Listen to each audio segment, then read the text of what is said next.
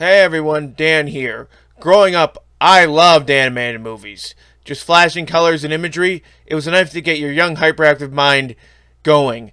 The first one I ever remember seeing in the cinemas as a kid was Toy Story. Even as a young child who didn't really understand the workings of the world as a whole, and just thought that the big man in the sky would give you everything, I was totally blown away by what I was seeing. Two characters feuding and then joining forces. It was enough to make a child scream. Of course, the company that made that film, Pixar, has gone on to be a huge part of my childhood and my life.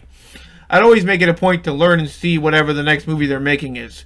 For a while there, I, like everyone else, assumed that Pixar could do no wrongs. On opinions on A Bug's Life will vary. It's good, guys, it's good. I quite liked the original Cars, which is a controversial film in the Pixar fan community. But then came 2011, and that's where things started to get a little more slippery and slidery in terms of the quality, following the extremely successful release of Toy Story 3. Pixar was really on top of the world. But then came Cars 2, and well, to say it wasn't as well received as Toy Story 3 would be like the understatement of the century. So, the thing to know about Cars, the Cars franchise as a whole, is that it's basically a passion project for former disgraced CEO and Pixar co-founder and former Disney animation chief John Lasseter. Seriously, I won't go into much detail, but look at what this guy done and why he left Pixar. It's not great. So naturally, there was always going to be a Cars sequel, but what really tipped it off was the bonanza of merchandising. Like, it was making Disney in the realm of like $1 billion per year. It was ridiculous. Just a concept that is instantly marketable. So naturally, they were going to do a sequel irregardless. Then the trailer came out. Some people thought it looked cool, others had doubt. For one thing, it felt like a sequel that only existed to, well, sell merchandising. Although you ever heard the rumblings, that it was also made because of, like I mentioned, John Lasseter's love of cars. Lasseter even conceived the concept of the film while he was in Europe promoting the original Cars. With a lot of, what would Mater do in this situation? And I remember, we thought the trailer was fine, but the reviews were really what we were hedging ourselves on. How would it be received? Then the reviews started popping in. Initially, they're kind of positive to but as soon as they kept showing up, the Rotten Tomatoes score dropped and dropped. And for the first time and to date ever, a Pixar movie was certified rotten on Rotten Tomatoes. Even though I think that site is like only worth half your time, in an historical context, that was just aghast. I couldn't believe what I was seeing. I finally saw the movie weeks after it had come out. Initially, I was like, oh, that wasn't so bad. But then the more and more I thought about it, the worse it got. It's like the original Star Wars The Phantom Menace, like where people were like, oh, that was pretty good, but, there were issues and stuff. There were so many problems there. So I avoided the movie Cars 2 for a while. Then out of the blue more recently, when Disney Plus finally launched, I got the service and I decided to give it a go and randomly watch all the Pixar movies that I loved, in order. Then I got to Cars 2, I buckled myself down, and I finally decided to rewatch the movie. How did the experience turn out? Honestly, a mixed bag. Cars 2 has a lot of problems. For one thing, making Mater the main character was always a bad idea. Even beyond getting the Larry the Cable Guy of it all out. Yeah, Larry the Cable Guy voiced him, and he's basically Larry the Cable Guy, but as a car. Mater is a secondary/peripheral character. He is not somebody who can carry a movie. He is comic relief through and through. Sending Mater as your character is the equivalent of making Apu the monkey in Aladdin the protagonist of the film or something. It doesn't work, and without much of a moral down-to-earth type like Lightning McQueen, the movie just becomes way, way more heightened than it has any right to be. I mean, sure, it's a movie about cars, but the original just had more of that earthly vibe to it, a local town. Not helping matters is that the spy plot is pretty nonsensical, and the movie for the first time in Pixar's history actually resorts to using some form of potty humor as a crux plot point or joke. Oh my god! Also, the film's moral message about friendship is really undercut at the end, and it feels like the writers and animators were just making things up as they went along. However, are there things they liked about the film? Yes. Unlike some Pixar sequels, which can be accused of just retreating familiar ground, Cars 2 really goes for it. That makes for a sequel that has a lot of fire, lots of explosions, and some really, really trippy sequences. Like, were you guys aware? This is a Pixar movie with a real body count. And a lot of machines dying. Oh my god, that is awesome. Also, the animation holds up pretty well. Any Pixar movie from about 2008 or so on, with some flaws here and there, can really fit that description. Well, this movie really pushes the Cars universe to its limits, and I can respect that about it. Objectively, it's not a good movie, but I've never really felt bored. However, also, poor Sally. She was the token love interest of the first movie, and here she's reduced to just being in the background of some scenes with Lightning McQueen. Regression. Also, I appreciated that they acknowledged Paul Newman's death and had the character of Doc mentioned as having just passed away. It's honestly refreshing. They could have recasted the character, and they didn't. After Cars 2 came out, it opened well, but legs, especially for an anime movie, were really, really bad. It actually became the rare anime movie to not cross a 3x multiplier. Basically, a multiplier of 3 or more from its opening weekend. That may have also been because Pixar was so regularly considered excellent that even a mild disappointment was going to hurt them regardless. Whatever the case, we went on with our lives and hoped that the future was good.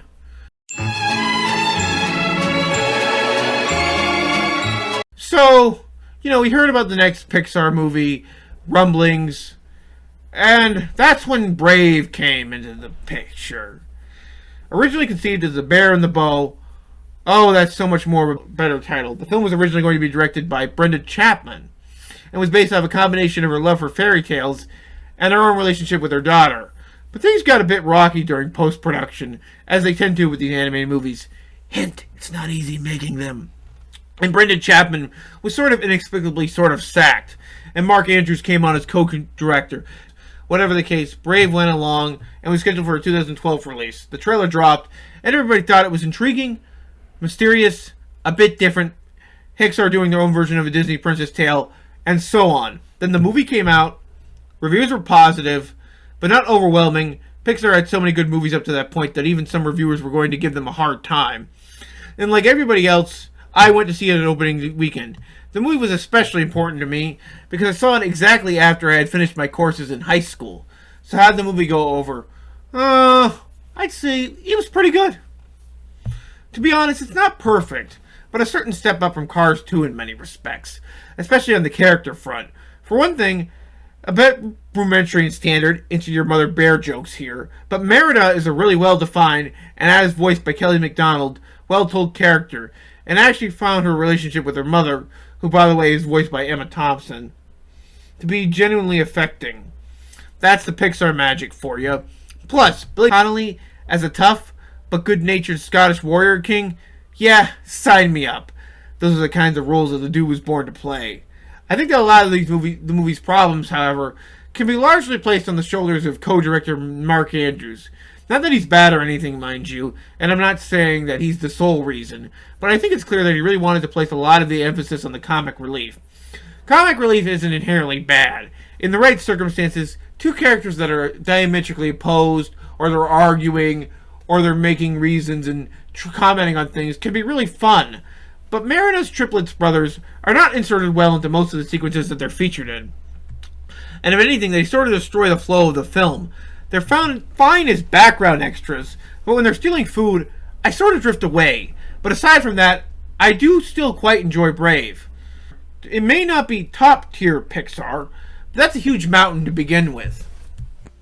So, Brave was a commercial success, and unlike Cars 2, it was actually nominated for Animated Feature and won. Oh yeah, that's something else I didn't mention about Cars 2. It was historical in Pixar's history because it was their first animated feature since the category was created not to be nominated. Yeah, this was major. So Brave was seen as a return in some ways. Mind you, it probably really didn't deserve that win. Brave, that is. Ahem, Wreck-It Ralph. But Pixar kept chugging along just fine. And okay, for their next project, Pixar announced they would not be doing a sequel, but a prequel. Monsters University. I remember when it was first announced, there was some skepticism because of the last two projects being met with relatively lukewarm reception. I remember that a couple of people commented that Dan Scallon, the director of the film, sounded like a fake name. The trailer dropped, people enjoyed it, and they went to see the movie. And it went over fine, but I feel like when people talk about Monsters University, they see it as low bar, low ranking Pixar. Completely forgettable. Didn't really deserve to exist. Well, I'm here to tell you people. In fact, Monsters University has a lot of things I like about it. Even more so than Brave and especially Cars 3. I'm a fan of the first film, Monsters Inc., and I just don't feel like, especially at the time, that you could have done a proper sequel. So saying it at college and it being about how Mike and Sully first met actually works well to the movie's advantage. It helps that you got a real simple story of the Misfits versus the Cliques. Sure, the movie's not original. This concept of partying hard and rallying against the system at school goes all the way back to films like Animal House. But it works for a reason. And this is no different. It helps that this movie is full of those classic Pixar character creations. I remember Dawn, Terry, and Art, and so on. Also, the movie's last act is genuinely excellent. I won't spoil it entirely here, but let's just say it gets pretty serious and kind of ballsy. So yeah, Monsters University. Good movie. On to the next film. We can see where it goes from here.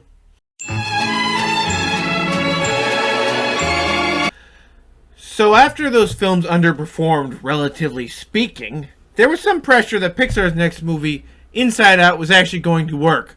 But thankfully, those fears were washed away the minute people actually saw the film. Being from one of Pixar's original brain trusts, in this case Pete Docter, one of the OGs and one of the greats, Inside Out was met with universal acclaim. It was a huge success. So we won't get much into it, although I do love the movie. It was literally emotional to me. That left the next film, The Good Dinosaur, to have way more eyes on it.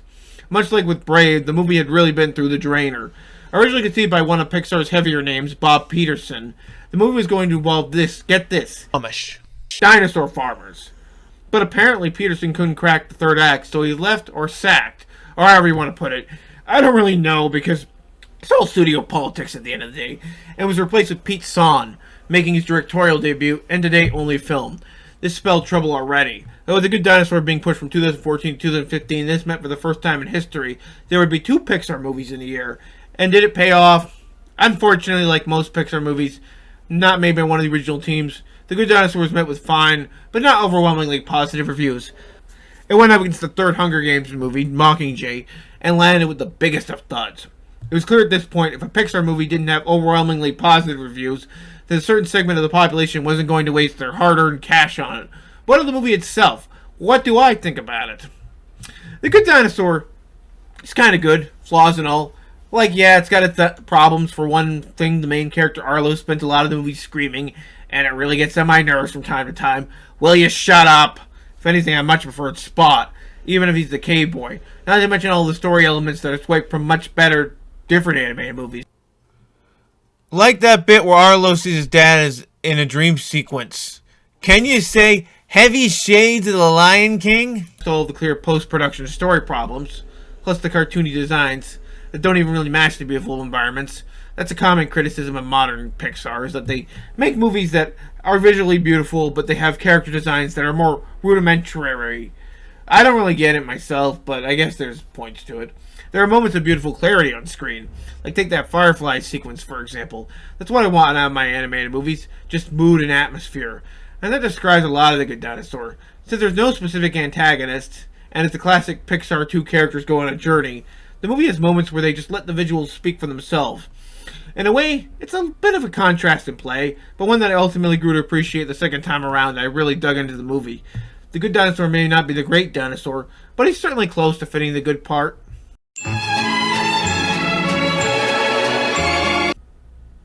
So The Good Dinosaur was a huge bomb, but it quickly got swept under the rug and forgotten about.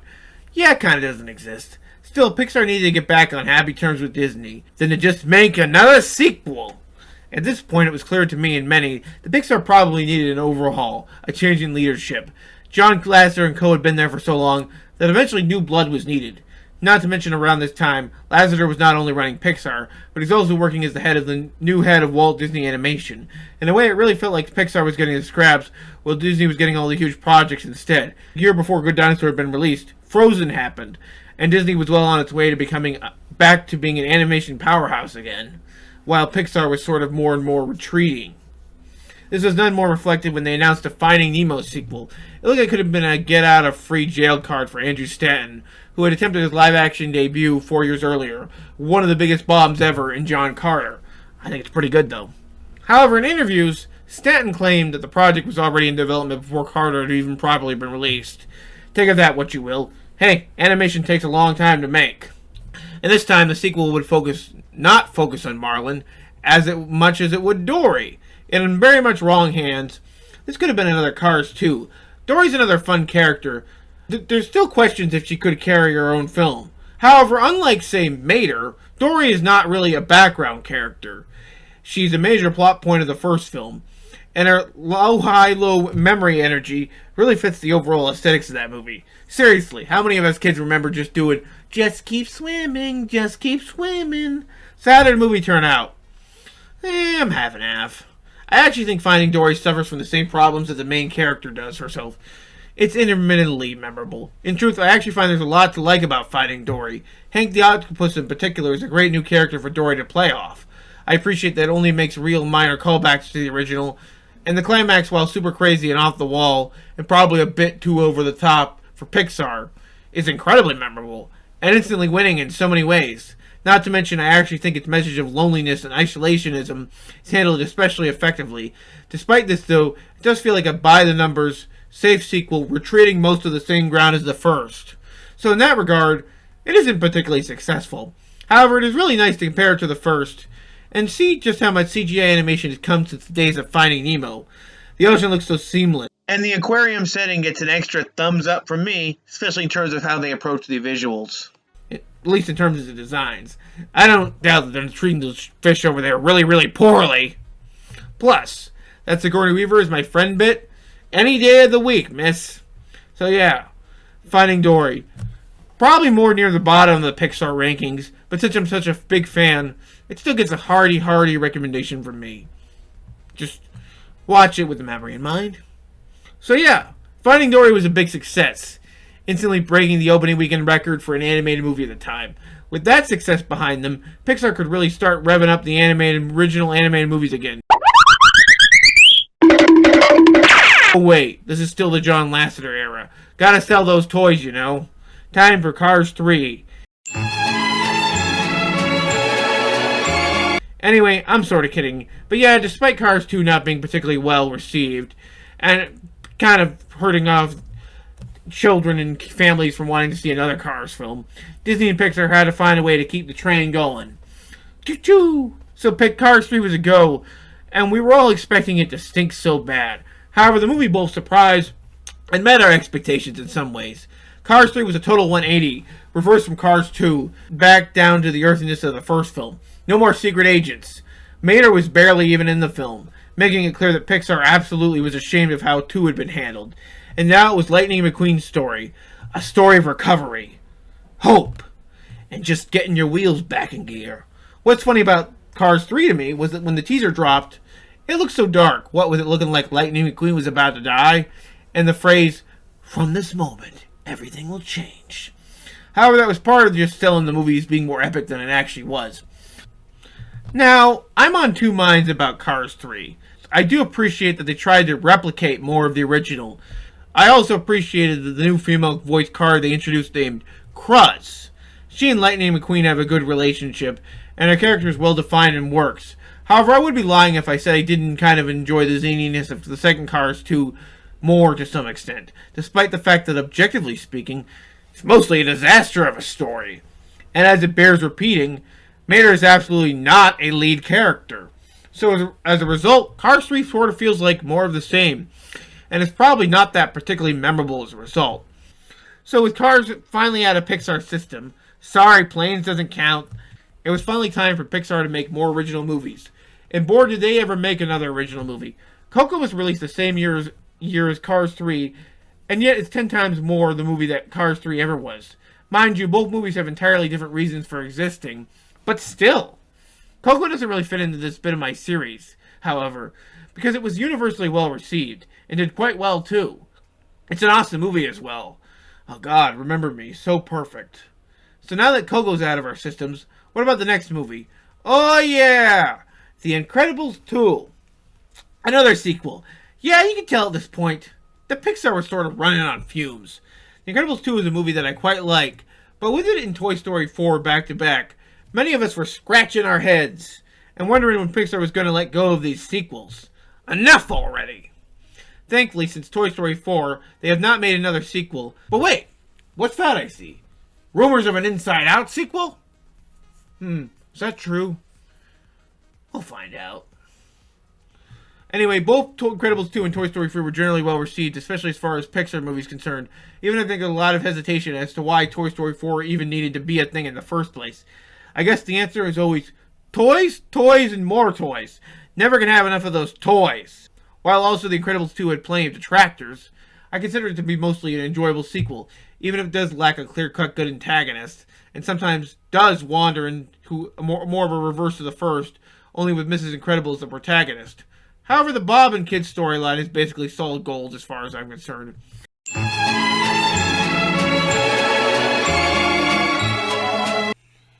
In 2020, Pixar released 2 movies just like they did in 2015. One of them was the critically acclaimed smash Oscar-winning hit Soul, which explored the body and, the other life. The other was the movie we're going to talk about in this section, Onward, which unfortunately was not a critical box office smash hit. In fact, just like the Good Dinosaur before it, it was a failure, though there was a very specific reason why it was a failure. Onward was a bit better received than I remembered, but was still regarded as very, very minor Pixar. It also had the misfortune of coming out just as the pandemic was really breaking. It had DOA at the box office as a result. It wasn't tracking that well beforehand, but the pandemic absolutely killed it. Just killed it every movie that came out. Onward is a movie that sort of mystifies me, but I enjoy it nonetheless. It's a great little fantasy film about the relationship between sons and fathers, and that stuff can really hit home, especially when you realize that your own dad is still alive and you're not really seeing him as much. My own confusion of the film comes more from the casting of the leads than anything, as I genuinely think that Jack Black would have been so much more appropriate as Barley than Chris Pratt. Barley, by the way, is the older brother character. And I think this movie also has the issue of the Tom Holland is awkward phase, where, he's just not suited for particular characters that aren't Spider-Man. At least this is better than, say, Uncharted. Also, this movie has some real moments of schizo humor that I don't always appreciate, but an enjoyable film nonetheless. Thanks, Pixar, for making it. And then we have our latest release, Lightyear. And I'm sad to report, but Lightyear, it's not good. I mean, it's not a movie I thought was bad or anything, but it's just nothing special. I thought that maybe a rewatch I'd come around to the movie, but I rewatched it and I still don't think much of it. I think its biggest issue is that while the animation is gorgeous as ever, the characters aren't particularly memorable, and, well, that's a big no-no. Also, the plot, I didn't find it confusing, but I think other people could totally find it confusing. And at the end of the day, what I'll say about Lightyear is what I said about it the first time I watched it. It feels like a product. It feels like a movie that's just out there, just to satisfy. There's just no reason for it to exist. I mean, there's no reason for most movies to exist, but there's no reason especially for Lightyear to exist. No! No! No! No! No! But you know what? Lightyear was a big, big disappointment. And now that Onward is done, and Pixar is above it, that and Lightyear, it looks like we're headed for a much brighter, much better reception for Pixar. The last 3 movies have all been fairly well received to some extent or another, excluding Lightyear, that is. Turning Red is even the first Pixar movie to get reviews that are just about as on par with some of the greats made by the brain trust of the company during its golden days. And I'm eternally grateful. Pixar is one of my favorite studios, and I'm more than happy to keep following them into the future, for as long as I exist. Anyway, my name's Dan, and I guess this is the end. Ooh.